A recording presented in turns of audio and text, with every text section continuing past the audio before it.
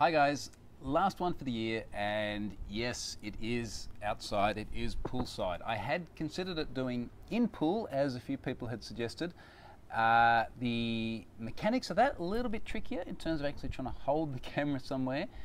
It's an iPhone 7, so hopefully if I dropped it in the water, it might actually make for a cool feature, but it should be okay. But the other problem is sun, and look, obviously I'm wearing sunnies. As soon as I take these off, you basically can't see because it's so sunny.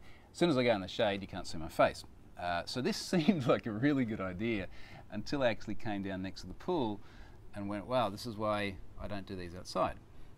Now, it's about low 30s here degrees today, in case you're looking at the environment and thinking this doesn't seem like freezing temperature. That's Celsius. For the folks in the States and other places in Fahrenheit, around about 90 degrees. And this is the day before New Year's Eve here locally. We're going to be a bit warmer than that over the next couple of days, but it is a really nice environment to be warm in. I will be not so warm in 2 weeks and 1 day, which is when I head off to Europe again. It's a very different story in London at this time of year, and especially, I believe, in Copenhagen this time of year. I've not been to Copenhagen in the winter, but yeah, that's not going to be like this. Now, be that as it may, enough feeling sorry for how bad my weather's about to be. Few things happened this week. Not a lot on the blogging front. I do want to come back and talk quite a bit about one of the blogs I wrote though. One of the things I did spend quite a bit of time on was Have I Been Pwned? And if you've been watching my Twitter feed during the week, you would have noticed that I loaded a lot of data. And I'm just checking my iPad and running through some of the things I loaded. You know, we've got stuff here like, where were we? We had Kim Sufi, vBulletin Forum. This is a hosting provider. OVH, related to Kim Sufi, another hosting provider. Bot of Legends, another game. We had a Chinese one from U9, a Crossfire Russian Gaming Forum. Another one which whose Russian characters I cannot read, but it tends to be written as Parappa. And then also Danny Webb, just yesterday. And first of all, I wanted to explain why you're seeing a sort of a flood of these in one go. Now, this is all data that I've had for a while, but it's a combination of finding time to process it all and actually going through the verification process.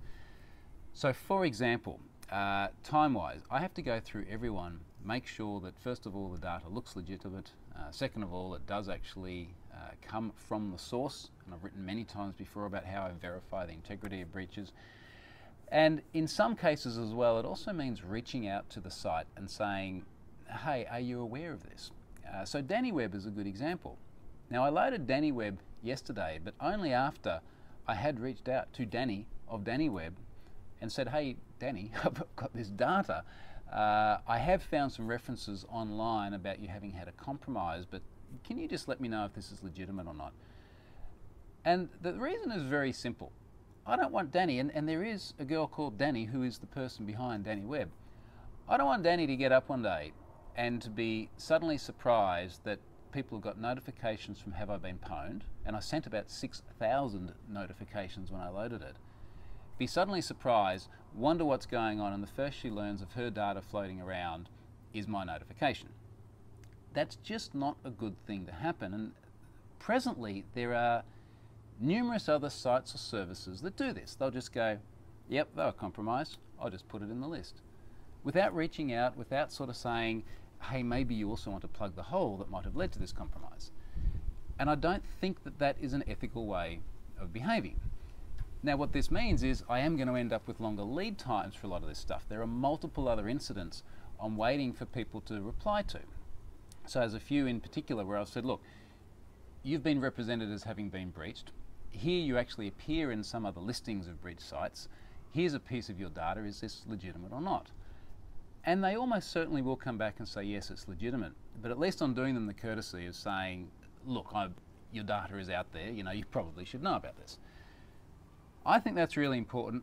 I'm quite happy if it takes me longer to get data into Have I Been Pwned because I've done the due diligence properly. So that's why some of this stuff has taken a while. There's a lot of other stuff out there that I'm still processing along similar lines, lots of tens of millions of records, possibly hundreds of millions. I haven't even looked into all of them in detail. And this is the thing, because there is such a large flood of data. Now, some of them are easy, so stuff like Dropbox, MySpace, the really, really big stuff that pops up. It's all over the news, everyone knows about it, very easy to verify, no dramas. But there is a very, very long tail of this other stuff that takes a lot longer to process. So that's the background, and that's why you've seen what you've seen this week, and that's why you'll see this also come in sort of spurts as I get time to go through and process data. Sales have been pwned. Now, the other thing that I wrote about, in fact, the only thing I blogged about this week, because I was actually out doing stuff like with my family and having proper holiday time. So I did have a little bit of a slower week. The one I wrote about last night, though, was related to something I tweeted a couple of weeks ago around speaking. Now, many of you know I do a lot of conference speaking, and that's why I'm heading off to Europe in a couple of weeks. And I have a lot of different experiences with conference organisers. And I had tweeted very sort of nonchalantly a couple of weeks ago about one of the most frustrating things a conference can do to their speakers is to ask them to use their slide template. Now, this got a huge amount of support. It got retweeted hundreds of times very quickly. A lot of people were like, yes, that's so bad. And then they chimed in with all these other things that were really, really annoying as a conference speaker. And that sort of obviously really struck a chord. So I wanted to write this blog post about 10 different things that upset conference speakers. And look, some of them are worse than others, granted, but I wanted to go through and touch on them because whilst I had a huge amount of very positive support for it, there are also a few people that used words along the lines of prima donna. And I want to just clarify why these things are important to conference speakers. And you know, the first one, looking at my list here, was what I just alluded to around slide templates. Now, as a speaker, you try and craft an experience, right? This is not just like black text on white slides. In fact, hopefully it's very little text on any slide. You're trying to create a sense of emotion. You're trying to take people on highs and lows and take them through a journey while you tell a story. And it can really be difficult when a conference comes along and says, okay, but we want to brand every slide, often quite overtly, and we want it to fit to a standard look and feel and theme. And suddenly you end up with an event that's just vanilla, full of these things that look the same with slightly different messaging. And as a conference speaker, it's a bit upsetting because it makes it harder for you to tell your story in the way you want to tell it. And frankly, as an attendee, it's a bit crap when every event you go to or every talk you go to sort of looks the same. It's not a great experience. Now, that's really important to me. It's obviously really important to a lot of people. A few people disagreed. I put a tweet out there earlier today, a tweet poll that I'll link to, where I said, look, as an attendee, what would you like? Would you like to see a template, or would you like each speaker to tailor it? And when I last checked, it was like 84% of people said, look, I want speakers to tailor it. This is what people going to events want. They don't want to see a standard template. Most of them don't want to. So there was that. And then there was stuff like asking for slides in advance. And this makes it hard as a speaker because you're trying to create often stuff that is very relevant to the current time. And we're working in a tech industry, so stuff changes very quickly. You're also continually refining. Like, I keep rehearsing right up until literally hours before I do my talk. And I may actually still be tweaking stuff, so it's very difficult to lock stuff in early. And what tends to happen is when you need to, you go, all right, here it is, but I reserve the right to continue changing it, which then kind of defies the point of locking it early. Now, a few people have said, look, they've been conference organisers and they've had to do this in essence because they don't trust the speakers not to say something really abusive or not to have a half-assed presentation or something like that. And I think that's a different problem. It really is a different problem when you're going, we've asked people to speak, but we're actually not sure that they're going to be able to do it. So, look, I can see both sides. Certainly my preference is submitting stuff in advance, not good. Asking for slides after the talk. Now, this was interesting because a lot of people will ask for this very innocently, and I get why they ask for it. And I don't like it. And the reason I don't like it is because when you just have the visuals, and you have none of the narrative and none of the body motion and the excitement and the movements and everything else that a speaker has that goes along with it, it's almost like you've just been given the lyrics to a song and you're not hearing the melody, right? Like the whole thing just fundamentally changes. And I've had cases where I have provided slides and people have come back and they haven't been happy with some of them. This is after a talk, which in some cases has been the top rated talk of the show. But people haven't liked it because they see one thing and they take their own interpretation of it without it actually being conveyed by the speaker and put in context. And I can see how that they can actually take it out of context, how they could be offended or how they could think it was irrelevant or incorrect. So what I do now is I say, look, I don't care for any of my talks, you can record and redistribute as much as you like. My issue is not with redistribution, my issue is with making sure stuff is in context. I also was tweeting last night and I linked to a TED talk by Mikko Hyppinen, who's a speaker who I greatly admire, fantastic speaker. And I said, watch the talk, it was only about 15 minutes or something, good talk, obviously. Watch the talk, now imagine you only had the slides. And the talk would make no sense whatsoever. Yeah, you would not really be able to learn anything from the talk. And in fact, you'd look at it and go, well, this talk was pretty crap. When quite the opposite was true. So just have a think about that also for those of you that are asking for slides. If anything, press the organisation or the conference to give videos, to obviously do videos in the first place. Other things, you know, the stuff like screens that were 4x3, badly prepared rooms. This isn't in anyone's best interest if you go into a room and you don't have the right adapters. Not having an AV person there. I did one talk a couple of years ago where I had no AV person before the talk and like a third of my screen was missing, and I'm running around the conference hall trying to find the AV person so that I can get it working, so I can start on time, so that I can deliver at the right pace, so that the next speaker can come in. All of this stuff is very interdependent. Conference laptops, you know, if a conference says we want you to present your content on our laptop, a lot of speakers get nervous because they have tested everything on their machine. Now that's particularly important when it's demos of, say, if I'm doing anything coding-wise. It's just about impossible to use someone else's laptop. But even for presentations, because the number of times I've seen cases where, even for my wife, who recently did a talk, she said, when I actually ran it on their machine, the animated GIF didn't work. GIF, images. The animations didn't work. And this is a problem. Now, it makes more sense in events like I did in London a few weeks ago for the wired security event, where there are 20-minute talks back to back, everyone in the same room. You don't have the ability to sort of switch over speakers in a 10 or 15-minute window as people move between rooms. So granted, it makes more sense in some cases than others, but you just got to be really wary when you're trying to get everyone to align to the one standard set of equipment for very different talks. Now, another one, and this one raised quite a bit of controversy. A lot of people said, number 7, not covering T and E is a massive no-no.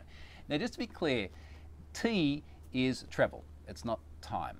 So in this context, it would be like saying, in fact, I gave an example. Someone said to me recently, said, can you come to Hong Kong and do a talk?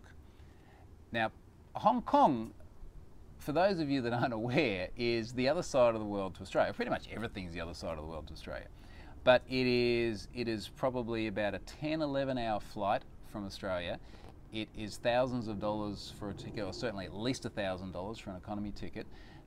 It is a few hours offset, so there's jet lag. I mean, it is a big investment. And when someone says, can you come to Hong Kong to do a talk? The cost of the travel, the cost of the accommodation, the cost of all the preparation and the time that you actually spend is enormous. Most conferences, most good conferences, will say to people, particularly if they're invited to speak, we'll cover your airfare and we'll cover your accommodation. And that's cool. And 90-something% of the events I do only do that. They don't pay you anything, it's just like, here you go, we'll cover your costs. When an event is saying, we want you to come, in this case, to Hong Kong and talk, and you've got to buy your own ticket and you've got to buy your own accommodation, you're basically asking me to talk at your event, which you're running commercially in order to make money for people, and part of the way that you make more money for the people that own it is to effectively charge me for the privilege of being there, which sucks. And I suspect this is where a couple of people are going prima donna, but you got to look at it, you know. I mean, I have the option of either doing something productive at home or doing something non-productive and laying in the bloody pool or spending time with my family, or going and speaking at one of these events. And it's honestly, it's hard enough many times to justify going, even with travel and expenses covered, when I don't make any money out of the thing. And conferences will trade on the exposure value. So the one in Hong Kong said, 1 year, Bono came. You know, it's like suddenly Bono is like going to keep my wife and children entertained and food on the table, and it just doesn't work that way. There is a degree of exposure, no doubt, and there is different value to that exposure for different events and at different times of your career. But to sort of have this blanket position that you've got to pay for yourself is generally frowned upon. Now, in some industries as well, it's just interesting how different the sort of responses were. Some industries, or segments of speaking, if you like, say non-tech, non-developer, they all get paid. Might not be a lot, might be $1,000 or $2,000, and that's not a lot when you're making a 1-week commitment. They get paid something. Other areas, nobody gets paid anything, and they pay their own travel and accommodation, and in some cases, they even have to buy their own conference tickets, which I've got a real issue with. But anyway, the point is that there are these real sort of differences in social norms, for want of a better term. Now, for me, if you're not going to pay travel and accommodation, it's just a really, really hard thing to justify. That said, particularly when I do trips like this Europe one, I will try and do other events while I'm there. So I'm doing things like user groups where there is no cost whatsoever. It's like, hey, I'm already there and someone's already paying for my hotel. I'll just turn up and talk. No dramas. Different story when it starts coming out of my pocket. Now, related to that, getting speakers over and putting them in bad hotels. I spoke about that a couple of months ago after an experience in London. I don't really want to dwell on that because it's depressing. And the final things here, one of them, sort of booking my own flights. I don't know if this was the prima donna comment as well, but it gets really tricky when there are travel agents for these events that book your travel. And you get this relationship where it's myself and the conference organisers and the travel agent all talking together about how the flight is organised and who's paying for what and where stuff goes. And as soon as you need to change anything, it's a nightmare. And I just had a couple of cases in the past where I've almost been sort of stuck in Europe because these people can't all get on the same page. So what I do now is I say, look, you're covering travel, that's great. I'm going to book it and invoice you. And if you really want to, you can give me a cap on the travel or what it would have cost you before, and we'll do that. And frankly, that should make it easier on the conference organisers, should certainly make it more predictable, and it makes my life a lot easier too. And the final point I made on here is that if the event is not sort of a mutually beneficial affair, where the speakers and the conference organisers, and of course the attendees, unless they all feel like they've done well out of this event, for various different metrics, whether that is they've gotten good feedback from the talk, they've got good exposure, they've made good money out of selling tickets, whatever it may be. Unless everyone feels like they've had a good time out of this whole thing, then there's something wrong.